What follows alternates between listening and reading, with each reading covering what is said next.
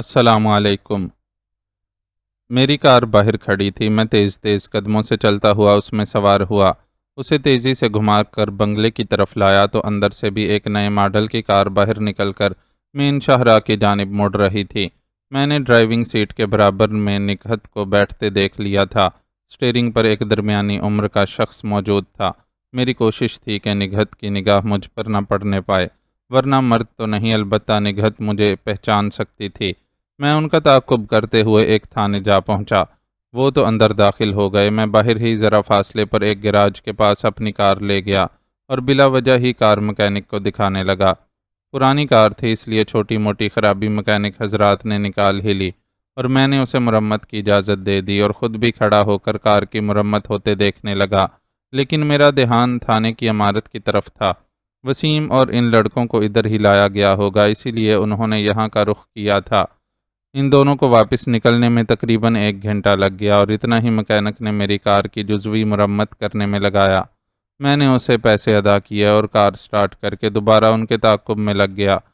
کار میں اب بھی وہ دونوں ہی موجود تھے۔ وسیم ان کے ہمراہ نہیں تھا، شاید وہ اس کی ضمانت نہیں کروا پائے تھے۔ میرا خیال تھا کہ اب یہ دونوں دوبارہ بنگلے کا رخ کریں گے، لیکن ایسا نہیں ہوا۔ واپسی کے سفر پر جلد ہی مجھے اندازہ ہو گیا کہ ان کا رخ کسی اور طرف ہے۔ مصروف شاہراہوں سے گزرنے کے بعد ان کی کار مضافات کی جانب گامزن ہو گئی۔ نہ جانے اب یہ دونوں کہاں جا رہے ہیں۔ میں نے اسٹیئرنگ پر اپنے دونوں ہاتھ اور نظریں ونڈ سکرین پر جمائے رکھتے ہوئے ہونٹ بھینچ کر خود کلامیاں کہا۔ اس روٹ پر دیگر مسافر گاڑیوں کی آمد و رفت بھی دیکھنے میں آ رہی تھی۔ 10-12 میل کا فاصلہ طے کرنے کے بعد ان کی کار دائیں جانب کے ایک کچے کے علاقے میں اتر گئی۔ میں ایک دم محتاط ہو گیا۔ اب اس راستے پر ان کا تعاقب کرنا مزید احتیاط کا متقاضی تھا، کیونکہ ایک تو یہ راستہ مجھے کسی دیہات کی طرف جاتا ہوا محسوس ہوا، دوسرے یہ قدرے سنسان تھا، حالانکہ دن کا وقت تھا۔ چہار اطراف کھیت کھلیان اور کہیں بنجر زمین اور ٹیلے ٹبے نظر آ رہے تھے۔ چند ایک تانگے اور ایک آدھ کار گزرتی نظر آئی تھی۔ شکر تھا کہ راستہ بل کھاتا ہوا تھا، اس لیے میں نے بھی مناسب فاصلہ رکھ کر تعاقب جاری رکھا ہوا تھا۔ میرے اندازے کے مطابق یہ دونوں سیالکوٹ کے مضافات میں واقع کسی گاؤں کا رخ کیے ہوئے تھے۔ یہاں ان کا ضرور کوئی ایسا جان پہچان والا آدمی موجود تھا جس سے یہ دونوں وسیم کے سلسلے میں مدد لینے کے لیے جا رہے تھے۔ میرا خیال تھا کہ چند میل کے سفر کے بعد ان کی منزل مقصود آ جائے گی، مگر یہاں تو راستہ جیسے شیطان کی آنت کی طرح طویل ہوتا جا رہا تھا۔ راہ میں 2 چھوٹے گاؤں آئے تھے، مگر یہ انہیں بھی کراس کرتے ہوئے آگے نکل گئے۔ راستہ آگے اب خاصا تنگ پڑنے لگا تھا، یعنی اگر سامنے سے کوئی اور گاڑی یا تانگا آ جاتا تو آمنے سامنے والی گاڑی کو راستہ دینے کے لیے کسی ایک گاڑی کو کنارے پر اترنا پڑتا۔ اب ہمارے ارد گرد سناٹا تھا اور غیر آباد ویرانہ تھا۔ یہاں مجھے مزید محتاط ہو کر تعاقب کرنا پڑ رہا تھا۔ کار رک گئی، میں نے بھی اپنی کار روک دی۔ کچھ تنگ سا موڑ تھا، بظاہر مجھے بھی ان کے رکنے کی وجہ سمجھ نہ آ سکی، تاہم میں نے سائیڈ کے کچے میں کار روک دی اور سیٹ پر بیٹھا کھڑکی سے ذرا سا سر نکال کر انہیں دیکھنے کی کوشش کرتا رہا۔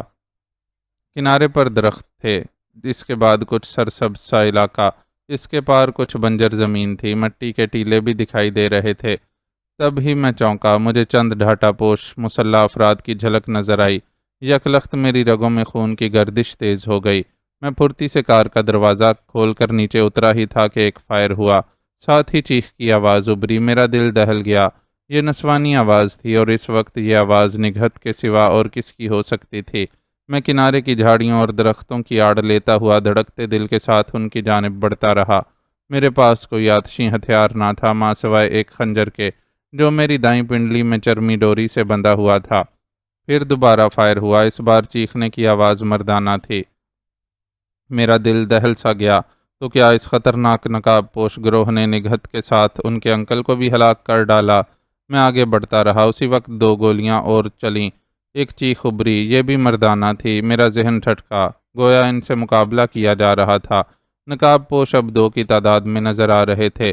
قریب 2 موٹر سائیکلیں کھڑی تھیں، ان میں سے ایک گری ہوئی تھی۔ تبھی اچانک میں نے نگہت کو دیکھا۔ 2 نقاب پوشوں نے اسے گھیر رکھا تھا اور وہ ان پر اپنی پروفیشنل فائٹنگ کے جوہر آزما رہی تھی۔ آتشی ہتھیار کے سامنے اس کی کچھ نہ چل پا رہی تھی۔ اسے زندہ دیکھ کر میں نے کچھ طمانینت کا سانس لیا، لیکن اگلے ہی لمحے پھر تشویش میں مبتلا ہو گیا۔ نگہت کے دائیں بازو سے خون رس رہا تھا اور اس کے ایک ہاتھ میں پستول کانپتا دکھائی دیا۔ اسی وقت ایک حملہ آور نقاب پوش نے اس پر نہ جانے کس چلاکی سے وار کیا کہ پستول اس کے ہاتھ سے چھوٹ گیا۔ دوسرے نے اپنی رائفل کے کندے سے اس کے سر پر وار کیا، وہ بے ہوش ہو گئی۔ پل بھر میں وہاں اچھا خاصا رن پڑ گیا اور ختم بھی ہو گیا۔ میری سانسیں تیز تیز چل رہی تھیں۔ میری سمجھ میں نہیں آ رہا تھا کہ اول تو نگہت اپنے انکل کے ساتھ اس دور دراز ویرانے میں کرنے کیا آئی تھی، نیز یہ حملہ آور کون تھے، وغیرہ۔ میں تیزی سے آگے بڑھا۔ وہ دونوں بے ہوش نگہت کو کچے راستے کے کنارے پر ڈال کر اس کی کار اور اپنی موٹر سائیکلیں سنبھالنے لگے۔ ساتھ ہی ذرا قریب کھسکتے اور جھاڑیوں میں دبک کر دیکھنے کے دوران عقدہ کھلا کہ انکل بھربھری مٹی والی زمین پر خون آلود ایک لاش کی صورت ہاتھ پاؤں پھیلائے پڑے ہوئے تھے۔ ساتھ ہی خطرناک نقاب پوشوں کے ساتھی کی بھی خون میں لت پت لاش پڑی ہوئی تھی۔ اپنے ساتھی کی لاش اور ایک موٹر سائیکل کو انہی کی کار کی ڈکی میں جیسے تیسے ڈالے یہ لوگ نکل بھاگے۔ نگہت زخمی اور بے ہوشی کی حالت میں اپنے انکل کی لاش کے قریب پڑی رہ گئی تھی۔ گویا حملہ آور 3 تھے، ایک مارا گیا تھا، باقی 2 اپنے تیسرے ساتھی کی لاش، کار اور اپنی موٹر سائیکلیں لے کر فرار ہو گئے تھے۔ مجھے یہ معاملہ کسی ڈکیتی کا ہی لگا تھا جو بالآخر خون ریزی اور قتل پر ختم ہوا۔ بہرکیف میں جلدی سے آگے بڑھا۔ سب سے پہلے میں نے انکل کا جائزہ لیا، وہ مر چکا تھا۔ پھر میں نگہت کی طرف متوجہ ہوا، اس کی سانسیں چل رہی تھیں، وہ بے ہوش تھی، اس کے زخمی بازو سے بل بل خون بہے جا رہا تھا۔ میں نے جلدی سے اس کے بے سدھ جسم کو اٹھایا اور اپنی کار کی جانب لے چلا۔ وہاں پہنچ کر میں نے اسے عقبی سیٹ پر لٹا دیا۔ شکر تھا کہ گلوز کمپارٹمنٹ میں مرہم پٹی کا سامان موجود تھا۔ وہ سنبھالے میں نگہت کے بازو کی آستین اوپر تک پھاڑ کر اس کے زخم کا پہلے جائزہ لینے لگا۔ گولی آر پار نہیں ہوئی تھی اور شاید اس نے بازو کی ہڈی کو کسی حد تک متاثر کیا تھا۔ وہ اندر پیوست تھی۔ مجھے تشویش ہونے لگی کیونکہ ایسی صورت میں اس کا آپریشن لازمی تھا، صرف پٹی سے کچھ نہیں ہو سکتا تھا، تاہم فرسٹ ایڈ تو دینا ہی تھی۔ میں نے زخم صاف کر کے وہاں مرہم پٹی کر دی۔ خون بہنا تو بند ہوا، لیکن میں نے دیکھا کہ اس کا چہرہ سفید پڑ رہا تھا، ہونٹ خشک ہو رہے تھے۔ پانی کی بوتل میرے پاس تھی، پانی کے چھینٹے میں نے چہرے پر مارے اور اسے ہوش میں لانے کی تدبیریں کرنے لگا۔ میری کوشش بارآور ثابت ہوئی۔ اس نے کراہتے ہوئے اپنی آنکھیں کھول دیں۔ کچھ ہوش میں آتے ہی اس نے سیٹ پر اپنا سر ادھر ادھر مارنا شروع کر دیا۔ میں نے اسے سنبھالا دیا اور اس کے ہونٹوں سے پانی کی بوتل لگائی۔ اس نے پانی پیا۔ اس کی حالت کچھ سنبھلنے میں آئی تو اس نے غور سے میری طرف دیکھا اور پھر اپنی حالت۔ اس کے بعد وہ یکدم اٹھنے کی کوشش کرنے لگی تو میں نے اسے سنبھال کر دوبارہ لیٹے رہنے کا کہا۔ تم بہت زخمی ہو، لیٹی رہو۔ تو تم، اس کے لرزتے لبوں سے بمشکل برآمد ہوا۔ اس کی آنکھوں میں خوف اور تشکیک کی پرچھائیاں ڈوبنے ابھرنے لگیں۔ میری طرف سے کسی غلط فہمی میں پڑنے کی ضرورت نہیں، میں نے صفائی پیش کرتے ہوئے آہستہ سے کہا، اور پھر سر اٹھا کر کار سے باہر گرد و پیش پر نظر ڈالی۔ انکل، میرے انکل، وہ کہاں ہیں؟ اس نے سوال کیا۔ مجھے افسوس ہے، ان حملہ آور ڈاکوؤں نے انہیں ہلاک کر ڈالا ہے۔ او میرے خدا! وہ غم سے نڈھال ہونے لگی۔ ان کی لاش باہر زمین پر پڑی ہے۔ خود تمہیں جلد آپریشن کی ضرورت ہے، میں پولیس کے چکر میں نہیں پڑ سکتا، میں نے گو سے لہجے میں کہا۔ میں خود کو سنبھال لوں گی، تمہارا شکریہ، وہ بولی۔ میں جانتی ہوں تم پولیس کا سامنا کیوں نہیں کرنا چاہتے، اس رات بھی تم خاموشی سے کھسک گئے تھے۔ وہ پھر اشتباہ آمیز لہجے میں بولی، سنو لڑکی، میں کوئی مجرم نہیں ہوں، اس رات جو اتفاق ہوا سو ہوا، لیکن آج بھی ایسا ہی کچھ اتفاق ہوا تھا۔ افسوس کہ مجھے دیر ہو گئی، لیکن مزید دیر ہو جاتی تو وہ ڈاکو تمہاری کار سمیت تمہیں بھی ساتھ لے جاتے۔ وہ اپنے ساتھی کی لاش لے جا چکے ہیں۔ تب اس نے غور سے اندر کا جائزہ لیا۔ اسے معلوم ہوا کہ یہ اس کی کار نہیں ہے جس میں بیٹھ کر وہ یہاں تک اپنے انکل کے ساتھ آئی تھی اور ڈاکوؤں کے نرغے میں پھنس گئی تھی۔ یہ تمہاری کار ہے؟ ہاں۔ مجھے میرے گھر اتار دو۔ لاش کا کیا کریں؟ میں نے پوچھا۔ وہ سوچنے لگی، پھر بولی، تب تم مجھے گھر کے بجائے انکل والے بنگلے میں ہی لے چلو، اقبال چوک میں، وہاں ان کے 2 اور ساتھی موجود ہیں، وہ سب سنبھال لیں گے۔ ایسے نازک وقت میں مجھے اس کی تجویز بظاہر مناسب لگی۔ کچھ سوچ کر میں نے حامی بھر لی۔ اس کے بعد میں نے انکل کی لاش اٹھا کر ڈکی میں ڈال دی، پھر ڈرائیونگ سیٹ پر بیٹھا اور کار سٹارٹ کر کے تھوڑی ریورس کی، پھر واپسی کی راہ لی۔ کیا یہ لوگ تمہارے کوئی دشمن تھے یا پھر میرے اندازے کے مطابق کوئی راہزن؟ میں نے کار مناسب رفتار میں واپسی کی طرف بڑھاتے ہوئے پوچھا۔ راہزن تھے، وہ مختصراً بولی۔ میری جانب سے اس کا شک دور نہ ہو سکا تھا۔ وہ بولی، تم ہمارا کب سے تعاقب کر رہے تھے اور کیوں؟ خاصی ذہین ہو، ڈائریکٹ چبھتا ہوا سوال کر ڈالا۔ میں مسکرا کر بولا، میری نظریں ونڈ سکرین کے پار جمی ہوئی تھیں۔ تم ہو کون؟ ہمارے دشمنوں کے ساتھی بھی نہیں لگتے، ہمارے پیچھے بھی لگے ہوئے ہو۔ دو اتفاقات اور وہ بھی متواتر کبھی نہیں ہو سکتے۔ میں تمہارے پیچھے لگا ہوا ہوں، میں نے صاف گوئی سے کہا۔ کیوں؟ تم مجھے اچھی لگتی ہو۔ بکواس نہیں مسٹر سہراب، میں نے اسے اپنا نام بتا دیا۔ جو بھی ہو، مجھے صاف صاف بتاؤ کہ کون ہو تم اور کیوں میری جاسوسی کر رہے ہو۔ یہ بتاؤ وسیم کا کیا بنا؟ میں نے موضوع بدلا۔ اس رات پولیس جوجی کے بدماشوں کے ساتھ کیا وسیم کو بھی گرفتار کر کے لے گئی تھی؟ اوہو، میرا خیال ہے پھر تم جوجی کے مخالف گروپ کے ساتھی ہو۔ تم نے اس کے ایک اہم آدمی کبیر کی خوب ٹھکائی کی تھی۔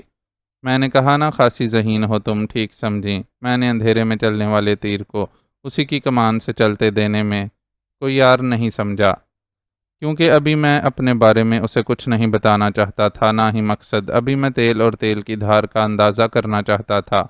خوب، تو پھر ہم دوست ہوئے، خواہ مطلب پرست ہی سہی۔ وہ بولی، اس کے ساتھ ہی کر رہی۔ کیا ہوا؟ میں پریشان ہو گیا اور ذرا گردن موڑ کر چند سیکنڈز کے لیے عقبی سیٹ کی طرف دیکھا۔ وہ اپنے زخمی بازو کو سہلانے کی کوشش کر رہی تھی۔ درد ہو رہا ہے، کچا راستہ ہے، گاڑی ہچکولے کھا رہی ہے، حالانکہ میں نے رفتار کم ہی رکھی ہوئی ہے۔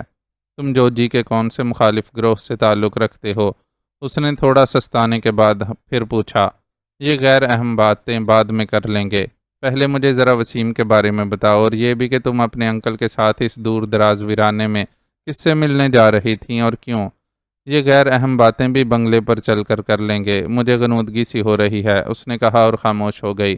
میں نے پرسوچ انداز میں اپنے ہونٹ بینچ لیے۔ سفر اب خاموشی سے جاری تھا۔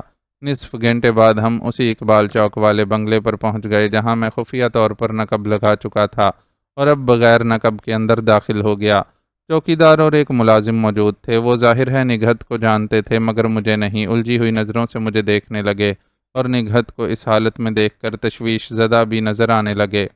نگہت نے ان سے میرا تعارف ایک محسن کی حیثیت سے کرایا تو وہ دونوں مجھے ممنون بھری نظروں سے دیکھنے لگے، لیکن جب ان پر یہ انکشاف ہوا کہ کار کی ڈکی میں انکل کی لاش، جس کا نام بعد میں مجھے عدیل معلوم ہوا، موجود ہے تو ان دونوں کے اوسان خطا ہو گئے۔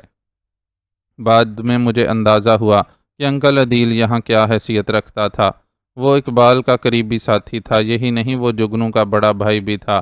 جگنو کے بارے میں پتہ چلا تو مجھے ایک نئی پسوڑی پڑتے دکھائی دی۔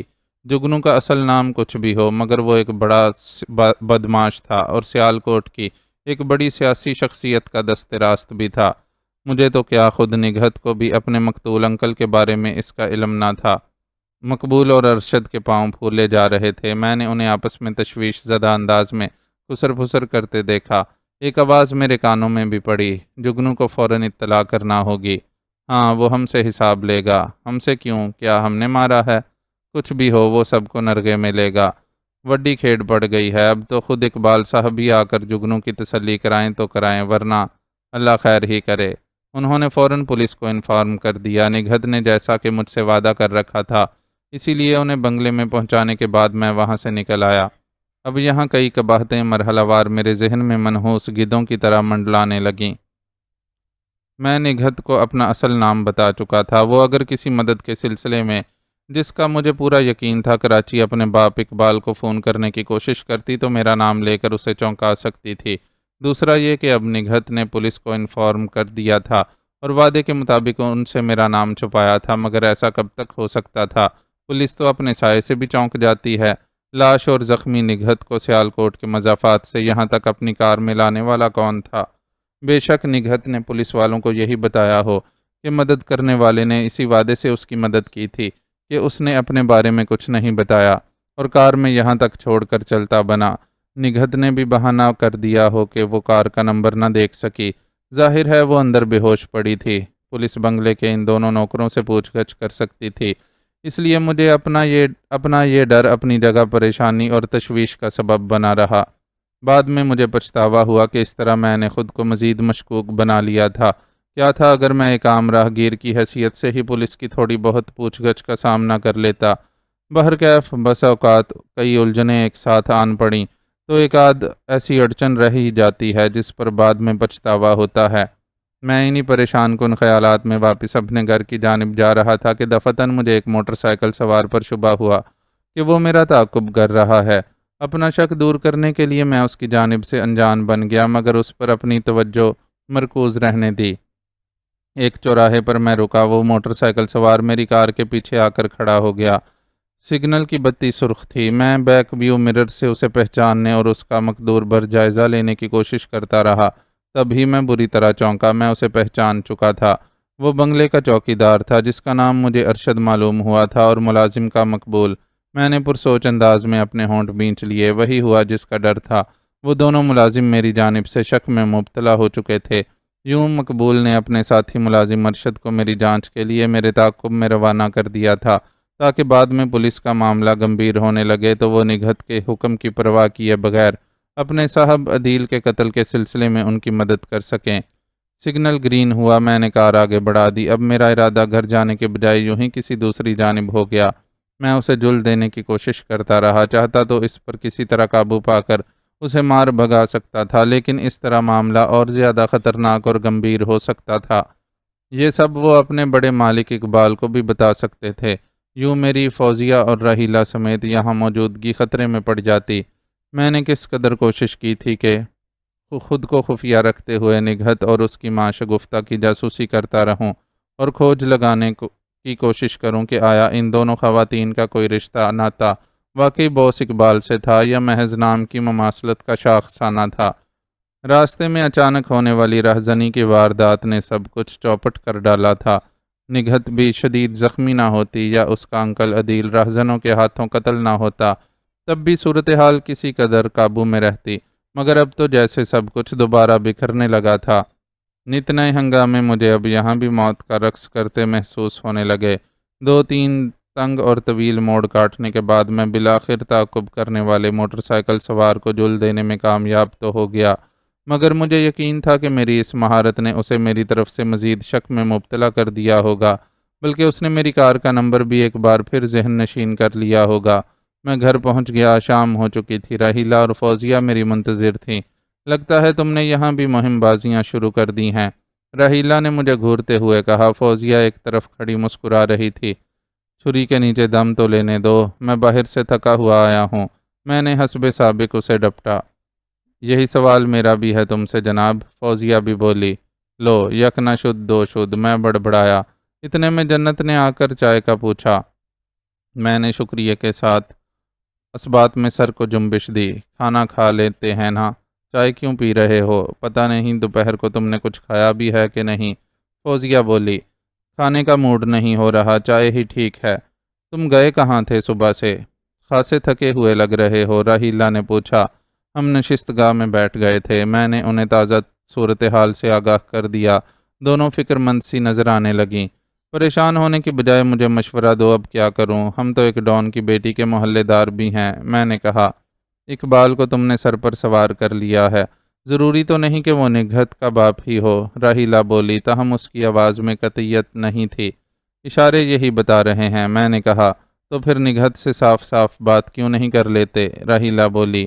ابھی اس کا وقت نہیں آیا۔ کیا اسے تم نے بتایا ہے کہ تم اسی کے محلے میں بلکہ اس کے گھر کے عقب والے بنگلے میں مقیم ہو؟ اس بار فوزیہ نے کسی خیال کے تحت کہا۔ ابھی تو نہیں بتایا، مگر یہ بات اب زیادہ دیر مخفی بھی نہیں رہ سکتی۔ میں نے یہ کہا ہی تھا کہ جنت چائے لے آئی۔ فوزیہ نے اسے رخصت کر دیا اور خود چائے بنانے لگی۔ میرا خیال ہے پھر تمہیں نگہت سے صاف صاف کہہ دینا چاہیے، راحیلہ نے مشورہ دیا۔ وہ کیا؟ یہی کہ وہ کون ہے؟ اس کا باپ اگر وہی اقبال ہی ہے تو ایسے باپ کی بیٹی ہونے پر اسے شرمندہ ہونا چاہیے اور ہماری مدد کرنا چاہیے۔ راحیلہ نے یہ بات چڑھنے والے انداز میں کہی تھی اور میں اسے گھور کر رہ گیا۔ فوزیہ ہنسنے لگی۔ اس نے ہمیں چائے کا ایک ایک کپ تھما دیا اور خود بھی ایک کپ سنبھالے دوبارہ صوفے پر بیٹھ گئی۔ میں تو یہی سمجھی تھی کہ تمہارا پھر دونوں مردودوں سلیم چھالیا اور راجو بوری سے ٹاکرا ہو گیا ہے۔ فوزیہ چائے کا ایک گھونٹ بھرتے ہوئے بولی، جیسے کہ پھوٹا خان نے فون پر مطلع کیا تھا کہ وہ دونوں خبیث بھی یہاں پہنچنے والے ہیں۔ ابھی تک تو وہ نہیں پہنچے، لیکن صادقہ باد تو پہنچ ہی چکے ہیں۔ سیالکوٹ میں ان کی آمد سمجھ میں نہیں آ رہی۔ کیا انہیں ہم پر شبہ ہو گیا ہے کہ ہم اسی شہر میں فروکش ہیں؟ میں نے خود کلامیہ سوال کیا۔ ممکن ہے وہ نگہت کی کسی مدد کے لیے آ رہے ہوں۔ راہیلہ نے خیال ظاہر کیا۔ بقول تمہارے نگہت اور وسیم کا کسی جوجی نام کے گروپ سے جھگڑا چل رہا ہے۔ ہو سکتا ہے نگہت کو میں اسی لیے نظروں میں رکھے ہوئے ہوں، اسی کے ذریعے مجھے ان کے بارے میں بہت کچھ معلوم ہوتا رہے گا۔ لیکن اگر تمہارے بارے میں ان دونوں کو پتہ چل گیا تو پھر چودھری جی برادران اور اس کے گماشتے خونی بھیڑیوں کی طرح یہاں دوڑے چلے آئیں گے۔ فوزیہ نے خدشہ ظاہر کرتے ہوئے کہا۔ عین ممکن ہے، میں نے تائید میں کہا۔ تو پھر کیا ہم یہاں سے بھی بھاگ چلیں؟ پھر کہاں جائیں گے آخر؟ کیا یہی بھاگا دوڑی ہمارا مقدر بنی رہے گی؟ فوزیہ نے کہا۔ اس کے لہجے میں مایوسی اور آزردگی عود کر آئی تھی۔ مقدر سے کیسا گلا شکوہ؟ میں نے سر جھٹکتے ہوئے پھیکی سی مسکراہٹ سے کہا۔ گردش حیات بعض لوگوں کا مقدر ہوتی ہے اور بعض لوگ شاہی تخت نشینی میں آرام سے بیٹھے وقت گزار رہے ہوتے ہیں۔ وقت کا حساب بہرحال سب کو دینا ہوتا ہے۔ حساب کس کا بھاری اور میزان کس کا ہلکا ہوتا ہے یہ سب اللہ جانتا ہے، لیکن میں اتنا ضرور کہوں گا کہ تقدیر ہمارے ساتھ ہے۔ ہم کراچی سے سیالکوٹ کے لیے چلے تھے۔ راستے میں تینوں بچھڑ گئے۔ حالات ہم تینوں کے لیے ایک دم غیر یقینی ہو گئے۔ کسی کو کسی سے دوبارہ ملنے کی کب امید رہی تھی، لیکن دیکھو ہمت، حوصلے اور صبر و استقامت کی راہ پر چلے تو آج ہم تینوں بخیر و عافیت ایک دوسرے کے سامنے بیٹھے ہیں۔ تم دونوں کیا یہ سنجیدہ اور خشک موضوع لے کر بیٹھ گئے؟ راہیلہ نے ہمیں ٹوکا۔ بات ہو رہی تھی نگہت کی، جو ہمارے لیے خطرہ بن سکتی ہے۔ یہ ایک خدشہ ہے، اگر ہم نگہت کو اس کے باپ کے کالے کرتوتوں سے آگاہ کر دیں تو وہ یقیناً اس کی بجائے ہمارا ساتھ دینے پر تیار ہو جائے گی۔ تمہاری اچانک درمیان میں مدبرانہ گفتگو سے مجھے اندازہ ہوا تھا کہ تم کوئی اہم بات کرو گی، مگر تم نے تو بالکل بچوں والی بات کہہ ڈالی۔ میں نے اس کی طرف دیکھ کر کہا۔ اس کی بیوی یا متعلقہ کہہ لو شگفتہ خاتون، وہ اپنے شوہر کے سب کرتوتوں سے آگاہ ہوگی، اسی لیے تو اس نے ابتدا میں ہی اس سے اپنی راہ جدا کر لی تھی۔ بات اس کی بیٹی نگہت کی ہو تو یہ کیسے ممکن نہیں کہ اسے بھی اپنے باپ کے بارے میں سیاہ و سفید کا علم نہ ہو، وہ بھی جانتی ہوگی۔ تم ٹھیک کہہ رہے ہو، فوزیہ نے میری تائید میں کہا۔ بیٹیوں کے لیے ماں اپنی جگہ مگر باپ ایک حیثیت رکھتا ہے، خواہ وہ کیسا ہی کیوں نہ ہو۔ نگہت ایک عرصے سے باپ سے دور رہی ہوگی جیسا کہ تم نے بتایا۔ ہو سکتا ہے باپ نے اسے وہ سچ نہ بتایا ہو جو اس کی بیوی یعنی نگہت کی ماں جانتی ہوگی۔ اس نے خود کو مظلوم اور بیوی کو غلط کہا ہوگا۔ نگہت ایک علیحدگی اختیار کیے ہوئے ماں باپ کی اولاد ہے، وہ دو پارٹوں کے درمیان پس رہی ہے۔ میں خود اسی لیے نگہت کے ہی نہیں بلکہ اس کی ماں شگفتہ خاتون کے قریب ہونے کی کوشش کر رہا ہوں، اگرچہ اب تک ایسے کوئی ٹھوس شواہد نہیں ملے ہیں جس سے ہمیں یقین ہو جائے کہ اقبال ہی شگفتہ خاتون کا شوہر اور نگہت کا باپ ہے، میں نے کہا۔ اسی وقت ٹیلی فون کی گھنٹی بجی۔ ہم تینوں چونک پڑے۔ فون صوفے کے ساتھ ہی تپائی پر رکھا ہوا تھا۔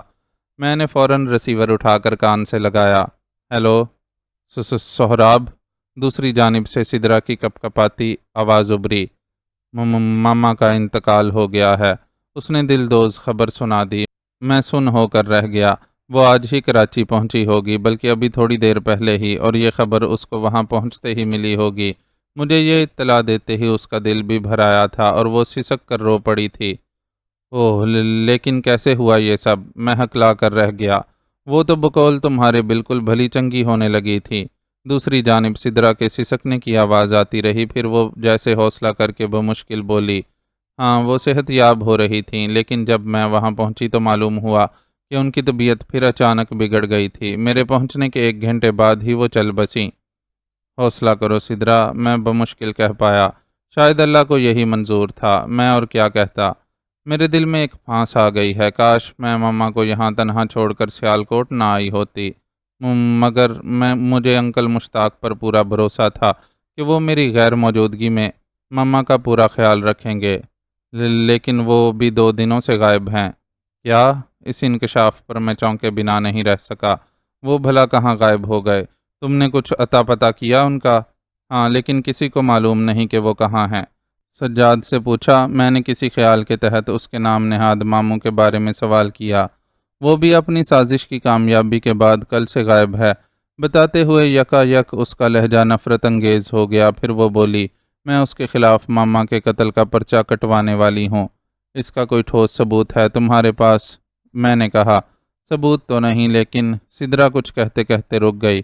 میں اس کے بولنے کا منتظر رہا۔ چند لحظے خاموشی چھائی رہی اور دوبارہ دوسری جانب سے سدرا کی سسکی ابھری، ایسی سسکی جس میں غم بھی تھا، مایوسی بھی اور بے بسی بھی۔ تم اس مردود کے خلاف کوئی بھی قانونی کارروائی نہیں کر سکتی، تمہیں اب ہمت اور حوصلے سے کام لینا ہوگا سدرا۔ سہراب، مجھے یقین نہیں آ رہا کہ میں اس بڑی دنیا میں بالکل تنہا رہ گئی ہوں، وہ غم سے لرزتی آواز میں بولی۔ پہلے پاپا گئے، اب ماما بھی ساتھ چھوڑ گئیں۔ ہمارے دشمن اتنے طاقتور کیوں ہیں سہراب؟ کیا میری تقدیر اس قدر ظالم ہے کہ اسے مجھ پر رحم بھی نہ آیا؟ وہ پھر رونے جیسی ہو گئی، مجھے اس پر ترس آنے لگا۔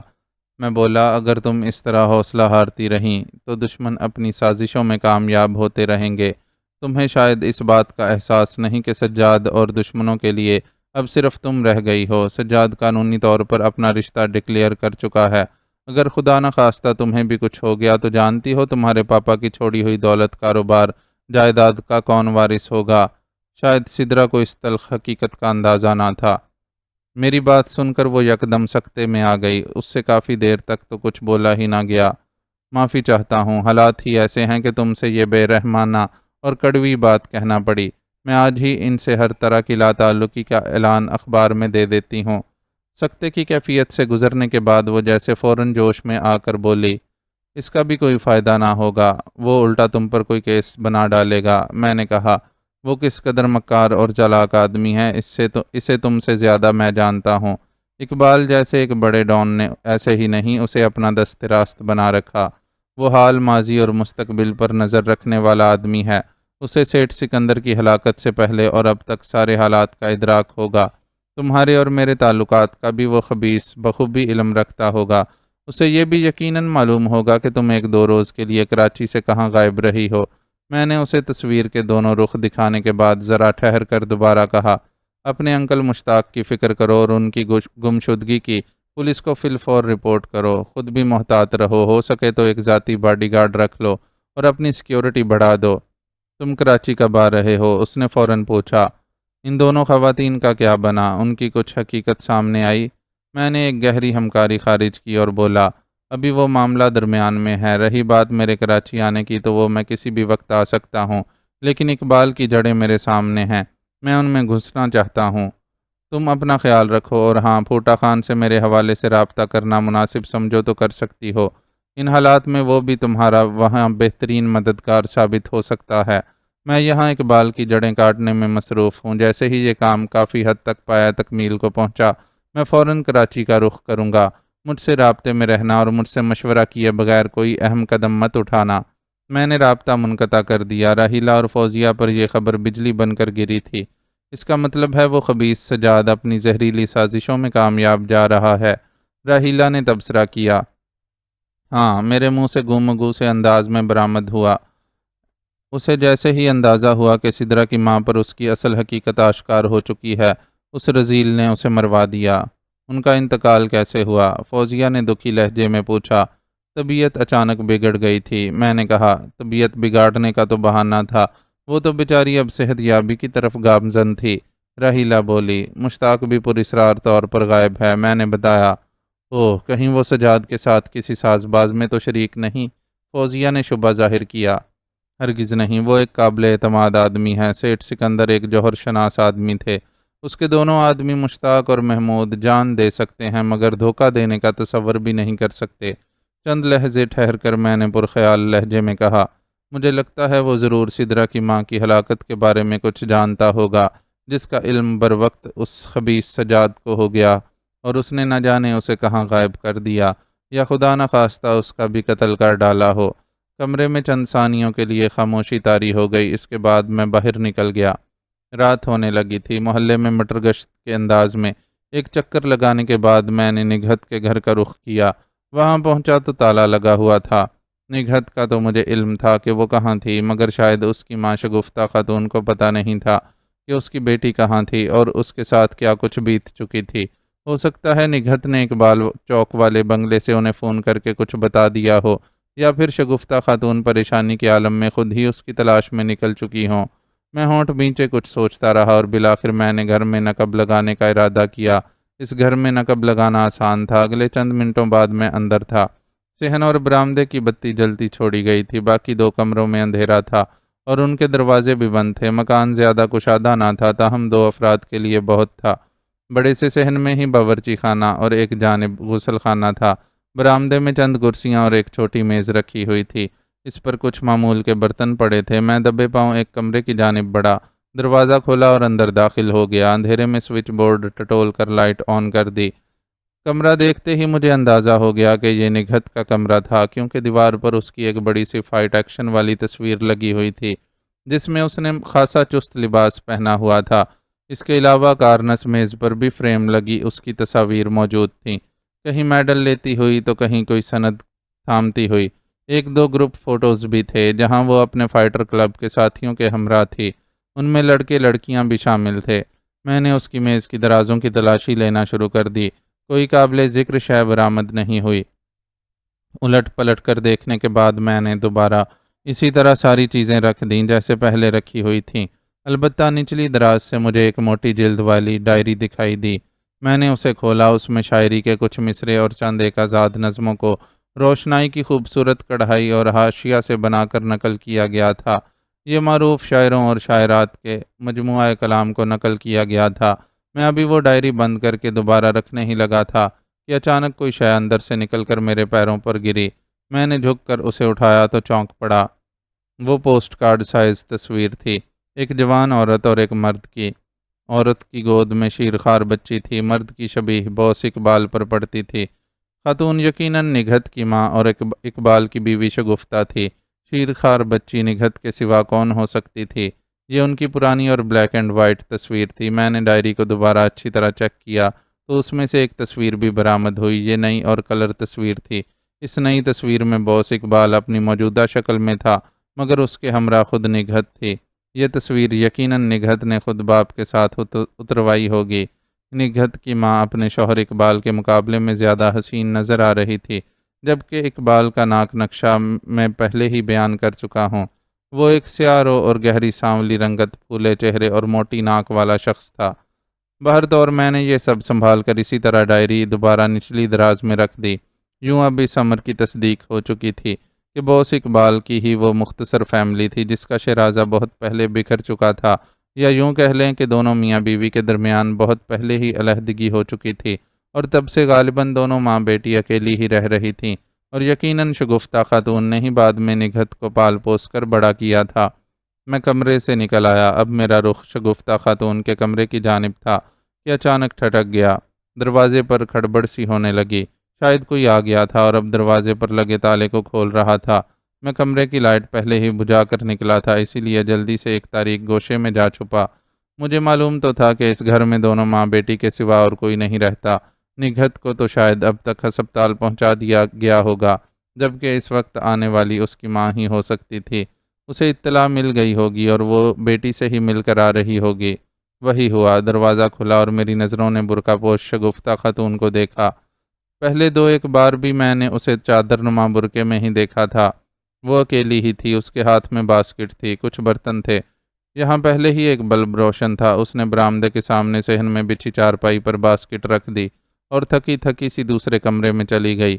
میں سوچتا رہا کہ کیا کرنا چاہیے۔ شگفتہ کو اکیلے دیکھ کر میرے ذہن میں ایک عجیب خیال سرایت کر گیا۔ میں سر دست یہاں سے نکلنے کے بجائے وہیں دبکا رہا۔ ذرا دیر بعد شگفتہ خاتون کمرے سے برآمد ہوئی تو گھریلو قسم کے کپڑوں میں تھیں اور برقع بھی اتارا ہوا تھا۔ بلا شبہ اس عمر میں بھی وہ خاصی خوبصورت تھیں۔ 40 سے زیادہ کے پیٹے میں ہونے کے باوجود اپنی عمر سے چند سال کم ہی دکھائی دیتی تھی۔ وہ سروقد تھی اور رنگت ستھری اور گوری، جسم تھوڑا بھرا بھرا تھا۔ وہ ایک پردہ دار اور شریف خاتون لگ رہی تھی، اور میں نے جو فیصلہ کر رکھا تھا اس پر یہ خطرہ بھی تھا کہ کہیں وہ ناراض یا خوف زدہ ہو کر چیخنا چلانا ہی نہ شروع کر دے۔ اگر بوس اقبال کی تصدیق نہ ہوئی ہوتی تو میں خاموشی سے نکل جاتا، مگر اب معاملہ دوسرا ہو گیا تھا۔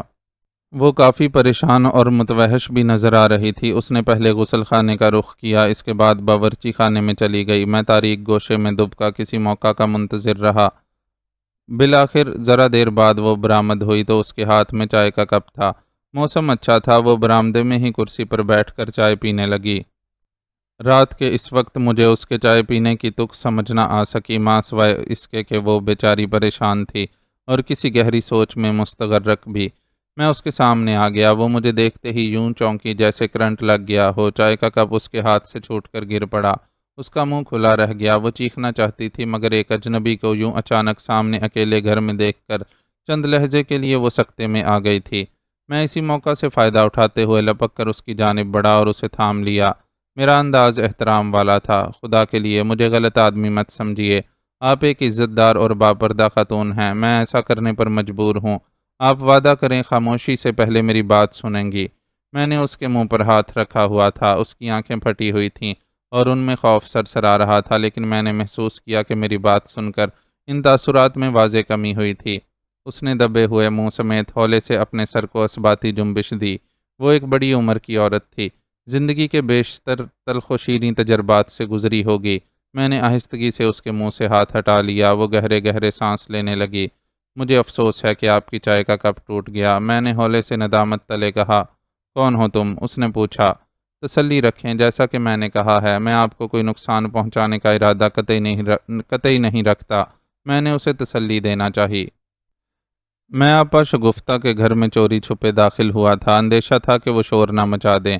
انہوں نے مجھ سے کہا، نقصان نہ پہنچانے والے اس طرح کسی کے گھر میں داخل نہیں ہوتے۔ وہ ہنوز مجھے اشتباہ انگیز نگاہوں سے گھورتے ہوئے بولی، اسے میری مجبوری سمجھ لیں، کیا چاہتے ہو؟ اس کے انداز سے اب وہی وقار جھلکنے لگا تھا جو اس کا خاصہ تھا۔ صرف چند باتیں، کچھ سوالات اور ان کے جوابات۔ سامنے کرسی پر بیٹھ جاؤ، اس نے اپنے سامنے والی کرسی کی جانب اشارہ کیا۔ لیکن میں تمہیں زیادہ دیر یہاں برداشت نہیں کر سکتی، میں بھی زیادہ دیر یہاں نہیں رکنا چاہتا۔ اپنے بارے میں بتاؤ پہلے، کون ہو تم اور کہاں رہتے ہو؟ ضرور، میرا نام سہراب خان ہے اور میرا تعلق کراچی سے ہے، میں نے جواب دیا اور اس کی کشادہ آنکھوں میں جھانکا۔ کراچی کا سن کر اس کی آنکھوں سے ہی نہیں بلکہ چہرے سے بھی لمحہ بھر کو چونکا دینے والا تاثر ابھرا تھا۔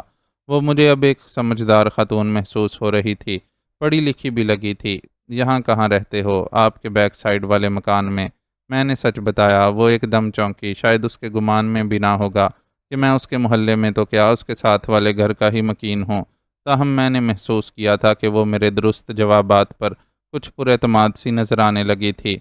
میں نے تہیہ کر رکھا تھا کہ جب تک تصدیق نہ کر لوں آپ ماں بیٹی کے راستے میں نہیں آؤں گا، میرا مطلب ہے کہ آپ دونوں کو بلا وجہ پریشان نہیں کروں گا۔ پہلے یہ بتائیں کہ کیا آپ کو اپنی بیٹی نگہت کے بارے میں اطلاع مل چکی ہے؟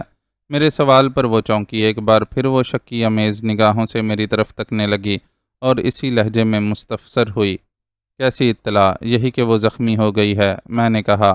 ہاں، لیکن اب تم کھل کر بات کرو اور یہاں سے چلے جاؤ۔ میں چند لہجے کے لیے رکا، بات طویل تھی، اس کے لیے مجھے پہلے لفظوں کا چناؤ اور ترتیب دینے میں کچھ وقت لگا اور پھر دھیرے دھیرے اسے سب بتا ڈالا۔ فضا جیسے ایک دم ہی تھم گئی تھی، یوں جیسے رینگتی ہوئی اندیکھی گھڑیوں کو موت آ گئی ہو۔ شگفتہ خاتون نے بڑے صبر و سکون اور غور سے میری ساری کہانی سنی تھی۔ وہ جیسے یہ سب سن کر پتھرا کر رہ گئی تھی، یک ٹک میری طرف دیکھتی رہ گئی، گویا پلک جھپکنے کا بھی اسے یارہ نہ رہا ہو۔ میں نے ہولے سے اس کی سکتہ آمیز خاموشی کی دیوار کو شک کرنے کی غرض سے کہا، کیا میں آپ کو بہن جی کہہ کر مخاطب کر سکتا ہوں؟ یہ کہتے ہی دوسرے لمحے وہ چونک پڑا، یوں جیسے میرے یہ جملہ کہنے کی دیر تھی کہ اس پروکار خاتون کے اندر کا کوئی بند ٹوٹ گیا۔ اس کی کشادہ آنکھوں سے ایک دم ہی آنسو چھلک پڑے۔ اب اس کے چہرے سے اضطراب، انجانہ ڈر اور تشویش بالکل ہی انکا ہو چکی تھی۔ جب وہ بولی تو اس کی آواز میں ہلکی سی جذبات انگیز لرزش تھی۔ اندر کمرے میں آ جاؤ، کہہ کر اس نے کرسی چھوڑ دی اور اپنے کمرے کا رخ کیا۔ میں بھی خاموشی سے اٹھا اور اس کے پیچھے ہو لیا۔ اس کا کمرہ بھی نفاست کا مظہر تھا، فرنیچر مختصر صحیح مگر سلیقے سے رکھا ہوا تھا۔ ایک طرف پلنگ تھا، دوسری جانب دو بیت کی کرسیاں، ایک میز، کتابوں کی چھوٹی سی شیلف، کچھ گھریلو سامان کے ٹرنک، فرش پر دری بچھی ہوئی تھی۔ کمرے کی لائٹ پہلے سے ہی روشن تھی۔ اس نے مجھے کرسی پر بیٹھنے کا کہا اور بولی، تم مجھے بہن جی کہہ سکتے ہو، یہ بتاؤ کچھ کھاؤ گے یا چائے بنا دوں؟ اس کا انداز اور لہجہ ایک دم مہربان ہو گیا تھا۔ میں نے دل ہی دل میں خدا کا شکر ادا کیا کہ اس کے دل و دماغ میں میرا اعتبار ہی نہیں بیٹھا تھا بلکہ ایک انجانہ رشتہ بھی قائم ہونے لگا تھا۔ یہی نہیں، وہ اب آئندہ کے لیے بھی مجھ سے تعاون اور بات چیت کا تعلق قائم رکھنے کے لیے آمادہ نظر آ رہی تھی۔ آپ کا شکریہ بہن جی، میں نے محبت سے کہا۔ میں نے آپ کا چائے کا کپ توڑ ڈالا تھا، اسی کی طلب ہے، اگر زحمت نہ ہو تو۔ جب بہن جی کہا ہے تو پھر کوئی تکلف مت کرو، میں ابھی آتی ہوں۔ وہ یہ کہہ کر چلی گئی۔ میں بیٹھا رہا، تھوڑی دیر بعد وہ سادہ سی ٹرے میں 2 کپ چائے لے کر آ گئی۔ تمہاری باتوں نے مجھے ایک دم سکتے میں مبتلا کر دیا تھا، کہتے ہوئے اس نے ٹرے میرے سامنے رکھی۔ میں نے شکریہ کے ساتھ کپ اٹھایا، ٹرے اس نے میز پر رکھی اور اپنا کپ بھی لے کر کرسی ذرا فاصلے پر کھسکا کر براجمان ہو گئی۔ یہ بات ہی ایسی تھی، آپ کا اچانک شوق میں آ جانا یقینی تھا۔ میں نے چائے کا ایک گھونٹ بھرتے ہوئے ہولے سے کہا۔ اس نے بھی ایک سپ لیا اور گہری سانس لے کر بولی، مجھے لگا تھا جیسے تم نے میرا زخم ہرا کر دیا ہو، وہ زخم جسے وقت کی دھول نے بھر دیا تھا، مگر بعض زخم ایسے ہوتے ہیں کہ وہ کچوکے لگاتے ہی رہتے ہیں۔ مجھے اس کا افسوس ہے، مگر میں معذرت کرتے ہوئے بولا اور آگے نہ کہہ سکا۔ نہیں، تمہارا بھلا کیا قصور ہے، میرے نصیب کے دکھ میرے ہی حصے میں تو آئیں گے۔ شگفتہ خاتون پھیکی سی غمزدہ مسکراہٹ تلے بولی، لیکن مجھے افسوس ہے کہ اس درندہ صفت شخص نے ابھی تک اپنی مجرمانہ روش نہیں چھوڑی، بلکہ جرائم پیشہ گروہ کا سربراہ بن چکا ہے۔ مجھے تو اب اس بات کا خوف آتا ہے کہ نگہت نے ابھی تک اس آدمی سے راہ و رسم استوار کر رکھے ہیں، اب کہیں وہ اسے نقصان نہ پہنچا بیٹھے۔ اس کے چہرے پر تشویش کی پرچھائیاں جھلک آئیں۔ کیا آپ کے علم میں پہلے سے یہ بات تھی کہ نگہت ابھی تک اپنے باپ سے تعلق قائم کیے ہوئے ہے؟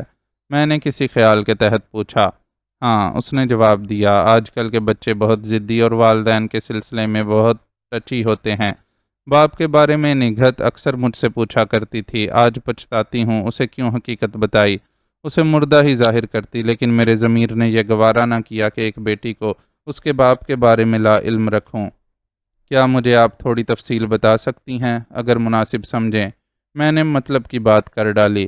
اس نے چائے کا آخری گھونٹ لیا، ایک گہری سانس کھینچی، ایسی سانس جس میں ماضی کی گمگشتہ دکھ بری داستانوں، غموں کی آندھی اور تکلیف دہ پرمصائب لمحات کی تپش شامل تھی۔ یہ میرے والدین کا مکان ہے، جہاں میں اپنی بیٹی کے ساتھ رہتی ہوں۔ وہ اب اس دنیا میں نہیں رہے۔ یہ لگ بھگ 20-25 برس پہلے کی بات ہے۔ پاکستان بننے کے بعد میرے ماں باپ یہاں سیالکوٹ میں آ گئے تھے۔ میں اس وقت بچی تھی، ان کی اکلوتی اولاد تھی۔ ابو نے کھیلوں کا سامان تیار کرنے والے ایک کارخانے میں مزدور کی حیثیت سے کام شروع کر دیا تھا۔ پرانا زمانہ تھا، ابو محنتی اور کچھ پڑھے لکھے بھی تھے۔ وہ جلد کارخانے میں اچھے عہدے پر فائز ہو گئے۔ وقت گزرتا گیا، ابو نے مجھے پڑھایا لکھایا، میں جوان ہوئی تو انہیں میری شادی کی فکر ہوئی۔ تب تک وہ مزید ترقی کر کے فیکٹری کے ریکوری آفیسر بن چکے تھے۔ اکثر اس سلسلے میں انہیں کراچی بھی جانا ہوتا تھا، وہ ہم ماں بیٹی کو بھی لے جاتے۔ وہیں ایک موقع پر اقبال سے میری شناسائی ہوئی۔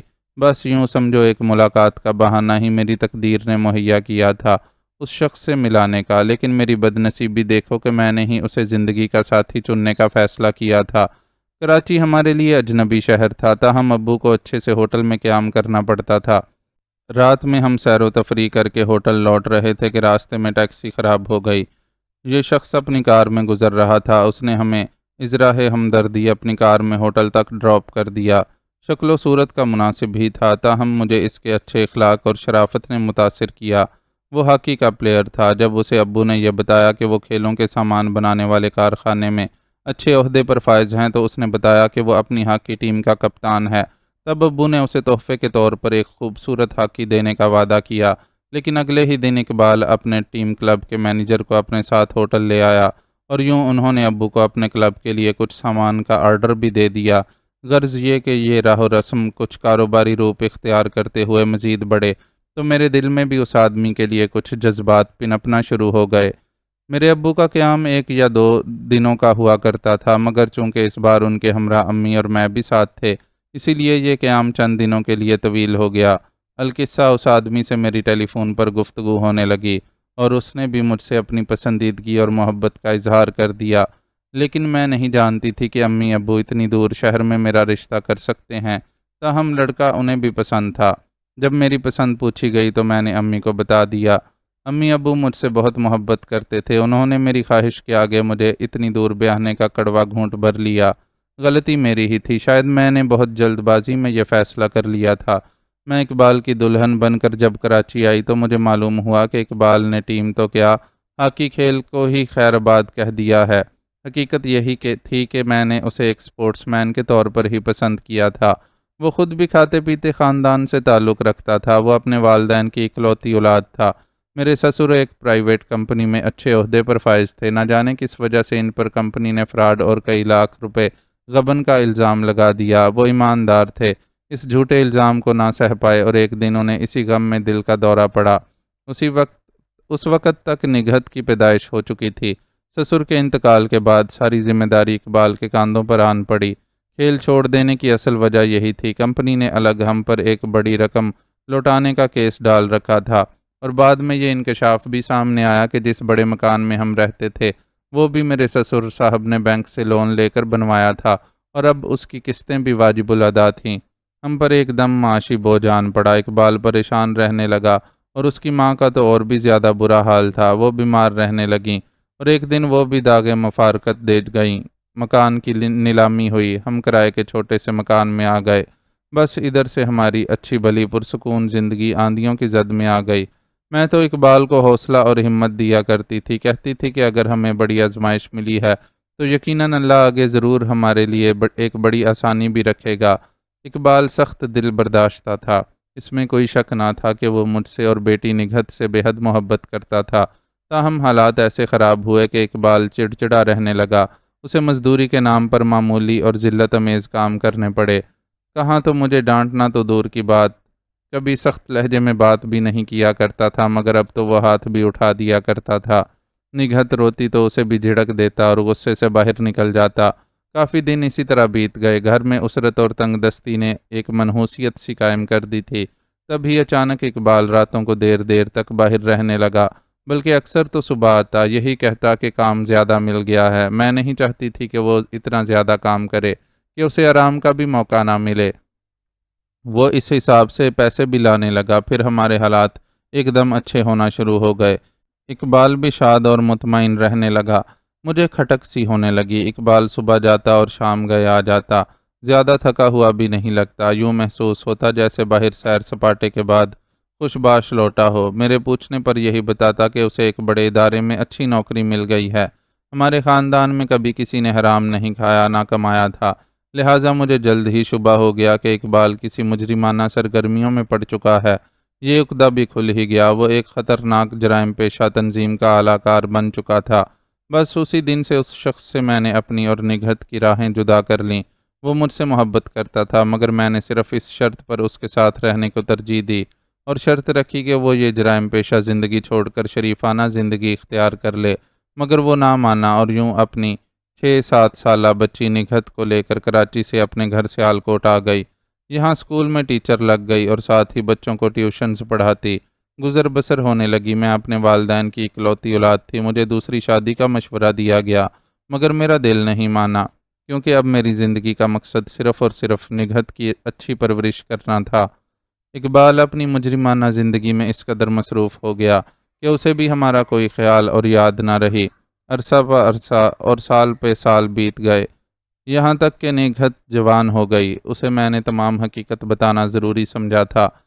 اسے بھی دکھ ہوا تھا، مجھ پر وہ فخر کرتی تھی، لیکن آج مجھے احساس ہوتا ہے کہ اولاد بالخصوص بیٹیوں کے لیے باپ کس قدر ضروری ہوتے ہیں۔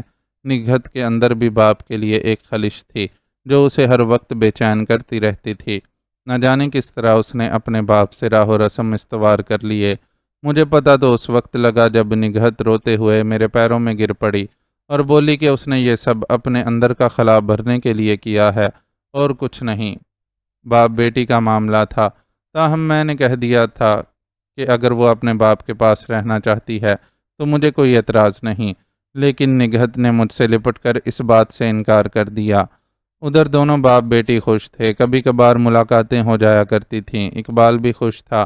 اس نے یہاں ایک بنگلہ صرف اس لیے خرید لیا کہ وہ یہاں آتا جاتا رہے اور نگہت سے اس کی ملاقات ہوتی رہے۔ میں ان دونوں باپ بیٹی کے درمیان ملنے سے دل سے خوش تو نہ تھی، کیونکہ ابھی تک اس نے اپنی پرانی مجرمانہ روش نہیں چھوڑی تھی، اور یہی نہیں بعد میں جب دونوں باپ بیٹی کے درمیان روابط قائم ہوئے تو میں نے اپنے طور پر پتہ چلانے کی کوشش کی تو مجھ پر انکشاف ہوا کہ اقبال اب کوئی چھوٹا موٹا مجرم نہیں رہا تھا، بلکہ ایک پورے گینگ کا سربراہ بن چکا تھا۔ تب مجھے اس بات کا خوف آنے لگا کہ ایسے لوگوں کے جانی دشمن بھی بہت ہوتے ہیں، کہیں ایسا نہ ہو کہ اس کا برا اور خوفناک اثر میری بیٹی پر بھی پڑ جائے۔ نگہت کو میں نے سمجھایا تو اس کا ایک ہی موقف تھا کہ ہر انسان کو قبر میں اپنا حساب دینا ہے، کوئی کیسا ہے اور کیوں ہے یہ سب حالات پر انحصار کرتا ہے، ڈیڈی بھی حالات کے ستائے ہوئے تھے وغیرہ۔ ماں باپ کی برسوں کی علیحدگی نے بلا شبہ نگہت پر منفی اثرات مرتب کیے تھے، حالانکہ میں نے اس کی تربیت میں کوئی کسر نہ اٹھا رکھی تھی، لیکن شاید بعض تلخ حقیقتوں کا ادراک مجھے بھی بعد میں ہوا۔ وہ یہ سب بتا کر خاموش ہو گئیں۔ کیا آپ کے علم میں یہ بات بھی ہے کہ نگہت کی ایک وسیم نامی لڑکے سے دوستی ہے؟ میں نے کسی خیال کے تحت کہا۔ ہاں، شگفتہ خاتون نے اس بات میں سر کو جنبش دی۔ تازہ حالات بھی اب آپ کے علم میں ہوں گے۔ ہاں، اس نے پھر مختصراً جواب دیا۔ کیا آپ یہ بتا سکتی ہیں کہ وسیم کو پولیس پکڑ کر لے گئی ہے اور نگہت اپنے کسی انکل کے ساتھ مضافات میں کسی دور افتادہ مقام کی طرف محو سفر تھی؟ پہلے وہ دونوں تھانے بھی گئے تھے۔ میں یہی سمجھا ہوں کہ وہ وسیم کی ضمانت کے لیے گئے ہوں گے، مگر انہیں شاید کامیابی نہیں ہوئی اور پھر وہ کسی جاننے والے کے پاس اسی سلسلے میں مدد کے لیے جا رہے تھے۔ شگفتہ خاتون نے میری طرف غور سے دیکھا اور بولی، تم خاصے ذہین ہو۔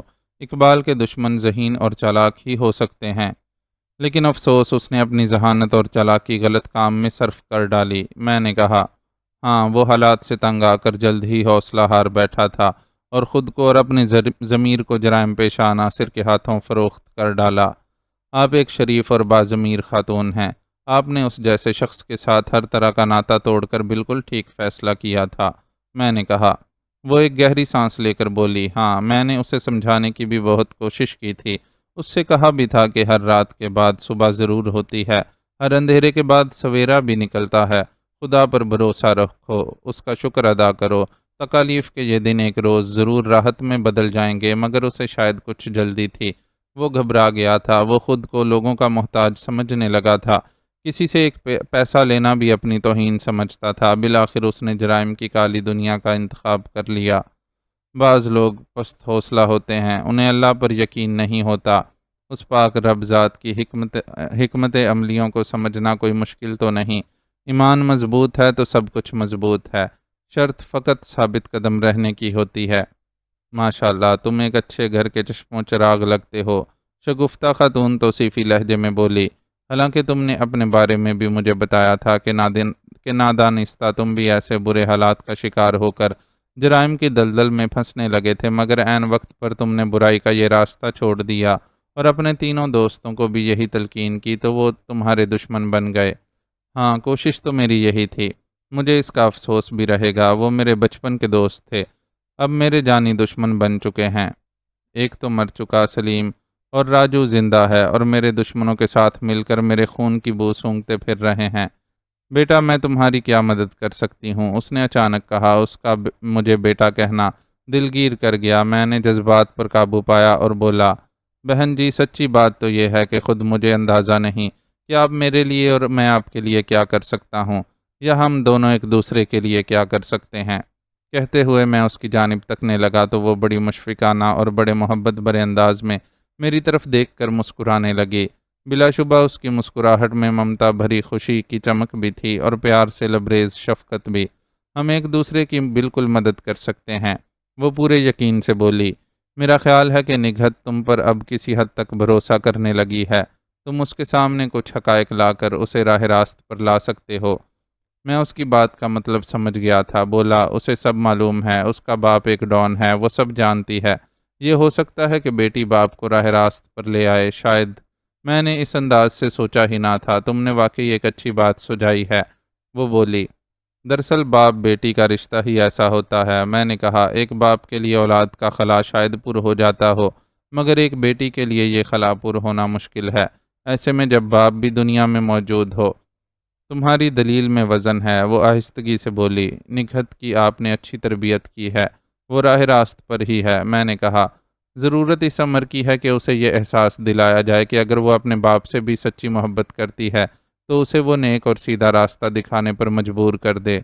خدا کرے ایسا ہی ہو، وہ دعائیہ لہجے میں بولی۔ اس وقت نگہت کو ہماری مدد کی ضرورت ہے، میں نے کہا۔ اس کی پریشانی اور فکر وسیم کو پولیس سے رہائی پر مرکوز ہے۔ بیٹا پھر تم ہی کچھ کرو نا، وہ بڑی امید بھری نگاہوں سے میری طرف دیکھ کر بولی۔ میں نے انہیں تسلی دی اور رخصت ہو گیا۔ اگلے دن میں پرویز اور زبیر وغیرہ کے بتائے ہوئے پتے پر استاد جوجی کے اڈے پر بے دھڑک جا پہنچا۔ وہ ایک قدیم محلے کی تنگ و تاریک گلی کے آخری سرے پر واقع تقریباً 6 مرلے پر بنا الگ تھلگ مکان تھا۔ الگ تھلگ اس لیے کہ اس کے بائیں جانب ایک گیراج تھا، ساتھ میں سرائے، دائیں اور سامنے کے رخ پر سڑک، جبکہ عقب میں ایک کھلا پلاٹ نما میدان تھا۔ مکان کے بڑے سے دروازے کے باہر 3-4 موٹر سائیکلیں اور ایک جیپ کھڑی تھی۔ میں نے آگے بڑھ کر دروازے کی بیل پر انگلی رکھ دی۔ تھوڑی دیر بعد اندر سے ایک جوان سال لڑکا برآمد ہوا۔ وہ میرے لیے اور میں اس کے لیے اجنبی تھے۔ اس نے سر سے پاؤں تک میرا جائزہ لیا اور پوچھا، کون ہیں آپ اور کس سے ملنا ہے؟ اس کے بولنے کا انداز تمیز کے دائرے میں صحیح مگر اکھڑا ہوا تھا۔ مجھے استاد جوجی سے ملنا ہے۔ میری بات پر وہ تھوڑا چونکا۔ ایک بار پھر میرا جائزہ لیا۔ کس سلسلے میں ملنا ہے؟ کیا آپ کی ان سے بات ہوئی ہے؟ بات تو نہیں ہوئی۔ انہوں نے اپنے 2 آدمی پرویز اور زبیر کو میرے پاس بھیجا تھا مجھے یہاں بلانے کے لیے۔ اوہ، وہ ایک دم محتاط ہو گیا اور اس کا اکھڑا ہوا لہجہ بھی نرم پڑ گیا۔ آؤ آؤ اندر آ جاؤ، اس نے فوراً کہا اور مجھے اندر آنے کا راستہ بھی دیا۔ میں اندر داخل ہو گیا۔ دن کا وقت تھا، اندر روشنی تھی۔ کشادہ صحن میں کرسیاں، میز اور 2-3 چارپائیاں بچھی ہوئی تھیں۔ برآمدے میں چند کمرے دکھائی دیے۔ یہ عمارت 1 منزلہ تھی۔ کونے میں لکڑی کا ایک زینہ بھی اوپر جاتا نظر آیا۔ کمرے کشادہ معلوم ہوتے تھے۔ صحن میں 2-3 آدمی تاش کی بازی لگائے اور چائے سگریٹ پیتے نظر آئے۔ انہوں نے ایک سرسری نظر مجھ پر ڈالی۔ انہی میں زبیر بھی بیٹھا ہوا تھا۔ وہ مجھے دیکھتے ہی تاش چھوڑ کر فوراً میری جانب لپکا۔ اسے میں اندر لے کر جاتا ہوں، زبیر نے اس لڑکے سے کہا، پھر مسکراتے ہوئے میری جانب دیکھ کر مسافے کے لیے ہاتھ بڑھا دیا۔ وہ مجھے زینے کی طرف لے گیا اور وہاں سے ہم ایک کشادہ کمرے میں جا پہنچے۔ کمرہ ٹھیک ٹھاک قسم کی ایک آرام دہ نشست گاہ ہی نظر آیا۔ تم یہاں بیٹھو، میں ابھی استاد کو بلا کر آتا ہوں، زبیر نے کہا اور پھر ایک اندرونی گوشے میں کھلنے والے دروازے کی جانب بڑھ گیا۔ میں اس حال نما نشست گاہ کا جائزہ لینے لگا۔ یہاں بھی دیواروں پر مجھے ایسی ہی تصاویر لگی نظر آئیں جیسی کہ میں نگہت کے گھر میں اس کمرے کے اندر دیکھ چکا تھا، یعنی فائٹنگ کے انداز اور ایکشن میں۔ فرق صرف اتنا تھا کہ ان تصویروں میں وسیم اور نگہت نہیں تھے، بلکہ مختلف نوجوان لڑکے اور ایک میری ہی قد و قامت کا لڑکا تھا۔ آخر اس ذکر لڑکے کی فائٹنگ پوز تصاویر زیادہ نظر آئیں۔ مجھے اندازہ ہوا کہ یہی استاد جوجی ہے۔ ان میں پرویز، زبیر کے علاوہ میں نے اس لڑکے کو بھی دیکھا تھا جس کی میں نے اس رات ٹھکائی کی تھی۔ کبیر کے بارے میں پرویز اور زبیر نے مجھے یہی بتایا تھا کہ وہ ان کے گروپ کا نمبر 2 تھا۔ کئی تصاویر میں وہ انعامات اور اسناد بھی لے رہا تھا۔ کچھ ہی دیر بعد کسی کے ہولے سے کھنکارنے کی آواز ابھری۔ میں نے دیکھا وہ میرا ہم قد ہی نہیں بلکہ ہم عمر بھی تھا۔ اس نے عام سا شلوار کرتا پہن رکھا تھا۔ اس کے ہمراہ پرویز اور زبیر بھی تھے۔ اسے دیکھ کر میں صوفے سے اٹھ کھڑا ہوا۔ اس کی نظریں میرے چہرے پر جمی ہوئی تھیں جو انتہائی سنجیدہ ہو رہا تھا۔ میرے بشرے پر بھی متانت کھنڈی رہی۔ اس کے بال لمبے، گھنے اور گنگریالے تھے۔ ان کی رنگت قدرے سیاہی مائل براؤن تھی۔ اس کی چال اور انداز و حرکات و سکنات میں ایک سبک روی اور متحرک پن محسوس ہو رہا تھا۔ آنکھیں بڑی اور روشن تھیں اور رنگت گندمی۔ یہی استاد جوجی تھا۔ میرے قریب آتے آتے مجھے یہی لگا جیسے وہ مجھ سے 2 ہاتھ کرنا چاہتا ہو، لیکن پاس آتے ہی اس نے ایک دم دوستانہ انداز میں مسکراتے ہوئے اپنے دونوں بازو وا کر دیے۔ میرے ہونٹوں پر بھی مسکراہٹ کی لکیر کھینچی۔ ہمارے درمیان ایک زبردست معانقہ ہوا اور مسافہ بھی۔ بہت خوشی ہوئی تمہیں یہاں اپنے پاس دیکھ کر، بیٹھو، اس نے فراخ دلی سے کہا۔ وہ اب بھی میرا چہرہ غور غور سے تکے جا رہا تھا، نہ جانے کیا بھانپ رہا تھا، کیا جانچ رہا تھا۔ میں صوفے پر بیٹھ گیا۔ کیا کھاؤ گے پیو گے؟ اس نے پوچھا۔ پرویز اس کے دائیں جانب اور زبیر میرے بائیں جانب بیٹھ گیا۔ شکریہ، اس کی ضرورت نہیں، میں نے اس کی آنکھوں میں اپنی نظریں جماتے ہوئے کہا۔ تمہارا پیغام ملا تھا، سو چلا آیا۔ بہت جیدار ہو، یہ جاننے کے باوجود ہمارے ایک آدمی کی تم نے درگت بنا ڈالی اور میرے ایک ہی پیغام پر چلے آئے۔ وہ بولا۔ اس کے چہرے پر غرور نہیں تھا، ایک توصیفی مسکراہٹ تھی۔ تم نے میرے بارے میں جو رائے قائم کی تھی اس سے مجبور ہو کر چلا آیا۔ دھمکی دی ہوتی تو جواب کچھ اور ہوتا۔ عیشہ باش دوست، اچھا لگا جواب۔ وہ بولا، رات گئی بات گئی، یہ بتاؤ یہ فن کس استاد سے سیکھا تم نے؟ اس کا اشارہ میری تربیت یافتہ فائٹنگ کی طرف تھا۔ حالات نے سکھا دیا، ورنہ ہاتھ پاؤں تو ہر کوئی چلا ہی لیتا ہے۔ میں نے کہا، عائشہ وشے کہتے ہوئے اس نے زبیر کی طرف دیکھا اور اسے کوئی مخصوص اشارہ کر دیا اور دوبارہ مجھے مخاطب کیا۔ نام سہراب ہے تمہارا، کام بھی یقیناً ایسا ہی ہوگا۔ دوست اور دشمنوں کے معاملے میں میرا انداز ذرا مختلف ہوتا ہے۔ اسی طرح میں بزدلی اور بہادری، جیداری اور یارباشی پہچان لینے میں دیر نہیں لگاتا۔ اس کے بولنے کا انداز بڑا کھرا تھا۔ زبیر اس کا اشارہ پا کر اندرونی دروازے کی جانب بڑھ گیا تھا۔ اگر میں تمہیں دوستی کی دعوت دوں تو مجھے کیا جواب ملے گا؟ لہجہ بھر کے توقف کے بعد اس نے میری طرف دیکھ کر پوچھا۔ دوستی کا جواب دوستی سے ہی ملے گا، میں نے کہا، جبکہ تم مجھے یہاں آتے ہوئے دوست کہہ چکے ہو۔ عائشہ واشے دوست، وہ مخصوص لہجے میں بولا، خوب جمے گی ہماری۔ ایک گزارش ہے، میں نے کہا۔ ضرور، مگر گزارش کیوں؟ کھل کر بات کرو۔ وہ بولا، وسیم تھانے میں ہے اور تمہارے آدمی باہر۔ یہ ناانصافی ہے، وسیم کو بھی باہر ہونا چاہیے۔ میری بات پر وہ ایک دم بھویں اچکا کر مجھے دیکھنے لگا۔ اس کے چہرے سے مسکراہٹ یکدم انکا ہو چلی تھی، ایک تیکھا سا رنگ اس کی آنکھوں میں تیر گیا، پھر اگلے ہی لمحے بڑی معنی خیز انداز میں اس کے ہونٹ کھنچ گئے۔ عائشہ وشے، بات تو کھری کی ہے تو نے، پر یہ بتا تیرا وسیم اور اس کی دوست نگہت سے کیا لینا دینا ہے؟ مجھے تو پتہ چلا تھا کہ تیرا ان سے کوئی لینا دینا نہیں، پھر یہ اچانک تو ان کا سجن کیسے بن گیا؟ میں واقعی ان دونوں کو نہیں جانتا تھا، نہ ہی وسیم اور نگہت سے پہلے سے میرا کوئی رابطہ رہا ہے، میں نے صاف گوئی سے کہا۔ تو پھر جوجی کی آنکھوں میں الجھن تیر گئی۔ یہ ایک اور کہانی ہے، اچانک سامنے آ گئی تھی، پھر کسی وقت بتاؤں گا، وعدہ رہا۔ اس وقت تم وسیم کے لیے کیا کر سکتے ہو؟ وہ سوچتا بن گیا، چہرے پر گہری متانت کھنڈ آئی تھی، لیکن 2-3 لہجے کے بعد ہی وہ ایک دم میری طرف دیکھ کر مسکرا دیا۔ یہ اس کا ایک عجیب ہی انداز لگا تھا مجھے، ایک دم سنجیدہ اور اگلے ہی لمحے مسکراتا ہوا۔ عائشہ وشے، اب دوست کہہ دیا ہے تو بن کر بھی دیکھتا ہوں۔ وسیم 2-1 گھنٹے میں باہر ہوگا۔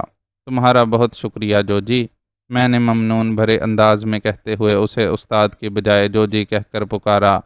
عائشہ وشے دوست، مجھے 2 ہی لوگ جوجی کہہ کر پکار سکتے ہیں، پہلا میں خود اور دوسرا کوئی جگری یار۔ میں مسکرایا۔ اسی وقت زبیر کے ساتھ کوئی اور آدمی اندر داخل ہوا۔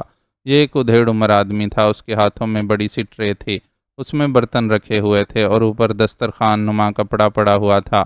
وہ ٹرے اس عمر رسیدہ شخص نے ہمارے درمیان موجود ایک تپائی پر رکھ دی۔ بابا آپ جاؤ، جوجی نے ادھیڑ عمر شخص سے کہا۔ وہ خاموشی سے چلا گیا، پھر اسی کے اشارے پر زبیر نے کپڑا ٹرے سے ہٹا دیا، اس میں کچھ بسکٹ، کیک وغیرہ رکھے تھے اور چائے کا سامان تھا۔ اس کی کیا ضرورت تھی؟ میں نے کہا، اتنا ہلکا پھلکا تو چل ہی جاتا ہے۔ جوجی مسکرایا۔ مجھے تسلی ہو گئی جوجی کہ تم لوگوں کا وسیم اور نگہت سے کوئی زیادہ سنگین جھگڑا نہیں، ورنہ تمہیں شاید میری درخواست ماننے میں تعمل ہوتا۔ میں نے یوں ہی پوچھا۔ عائشہ وشے، بات تو تیری ٹھیک ہے، معاملہ واقعی زیادہ سیریس نہیں، وہ اپنے مخصوص لہجے میں بولا۔ اپنا کبیر ہے، مجھے غرور کی حد تک مان تھا اس کے زور بازو پر۔ وہ میری غیر موجودگی میں گروپ کو ہینڈل کرتا تھا۔ اسی کی وسیم سے نہ جانے کس بات پر لڑائی ہو گئی تھی۔ وہ دونوں کبھی راجہ فائٹنگ نام کے کلب کے ممبر رہ چکے تھے، وہیں دونوں کی دوستی ہو گئی۔ نگہت بھی ان میں شامل تھی، تینوں اچھے دوست ہی نہیں بلکہ کالج میٹ بھی رہ چکے ہیں۔ نہ جانے پھر کیا ہوا، یہ لڑکیوں شڑکیوں کا بھی عجیب ہی چکر ہوتا ہے، دوست دوست کا اور بھائی بھائی کا دشمن بن جاتا ہے۔ اسی لیے میں تو کہتا ہوں کہ دوستی صرف مرد سے اچھی۔ اسی وقت زبیر نے مجھے چائے پیش کی، میں نے شکریہ کہتے ہوئے کپ لے لیا، پھر جوجی کے اشارے پر ایک بسکٹ اٹھا لیا۔ میری مستفسرانہ نظریں ہنوز جوجی کے چہرے پر ہی جمی ہوئی تھیں۔ وہ بھی چائے پیتے ہوئے آگے بولا، بات اتنی سی ہی ہے، نگہت نے وسیم کو پسند کر لیا تھا، کبیر صرف دوست تھا۔ یہ بات کبیر کو بری لگی، پھر اسی معاملے میں وسیم اور کبیر کا آپس میں جھگڑا رہنے لگا۔ ایک موقع پر وسیم نے اس کی ٹھکائی کر دی، بدلہ لینے کے لیے کبیر نے اس رات اسے گھیر لیا جب تم نے اس کی ٹھکائی کر ڈالی۔ انسان کی مردانگی اسی میں ہوتی ہے کہ ایسے معاملے میں خود ہی پیچھے ہٹ جائے جب لڑکی کسی اور کو پسند کر رہی ہو، ورنہ بندہ ذلیل ہو جاتا ہے، میں نے ہولے سے کہا۔ دل میں شکر بھی کیا کہ یہ معاملہ اتنا سنگین نہ تھا، محض کبیر کے بغض اور ذاتی انا کا ہی معاملہ تھا۔ اے شاباشے، بڑی گہری اور سچل بات کی ہے دوست، جوجی بولا۔ پھر اس نے پرویز کو مخاطب کر کے کہا، کدھر ہے کبیر؟ آیا نہیں آج؟ نہیں استاد، وہ 2 دنوں سے گھر نہیں آ رہا۔ اچھا، جوجی نے کہا، معافی چاہتا ہوں جوجی، اس رات شاید میرا ہاتھ زیادہ ہی بھاری پڑ گیا تھا، میں نے معذرتی لہجے میں اس سے کہا، حالانکہ میرا اس دن کسی سے بھی بھڑنے کا ارادہ نہ تھا، کبیر سے بھی نہیں، لیکن اے شاباشے، کوئی بات نہیں دوست، تقدیر جو اور جسے ظاہر کرنا چاہتی ہے اور وہ ظاہر ہو ہی جاتا ہے۔ چل اب چھوڑ اس موضوع کو، وسیم گھنٹے 2 گھنٹے میں اپنے گھر ہوگا، یہ بتاؤ ہماری یاری پکی ہوئی؟ پکی یاری اتنی جلدی نہیں ہو جایا کرتی جوجی، میں نے اس کی جانب دیکھ کر سنجیدگی سے کہا، اس کے لیے اچھے وقت کا ہی نہیں برے وقت کا بھی انتظار کرنا چاہیے۔ کہتے ہوئے میں اٹھ کھڑا ہوا، چائے کا شکریہ اور تمہاری دوستی کا بھی، میں اب چلوں گا۔ اے شاباشے، کہتا ہوا جوجی بھی اٹھ کھڑا ہوا، اس نے بازو پھیلا کر ایک بار پھر مجھ سے مان کا کیا اور مصافحہ کرتے ہوئے بولا، ایک دم کھرے آدمی ہو تم، پکی یاری کے حوالے سے مجھے تیرا فلسفہ اچھا لگا، پھر کب آئے گا؟ بہت جلد، میں نے کہا اور وہاں سے چلا آیا۔ معزز ناظرین و سامعین، لائک، کمنٹس اور شیئر ضرور کریں، شکریہ۔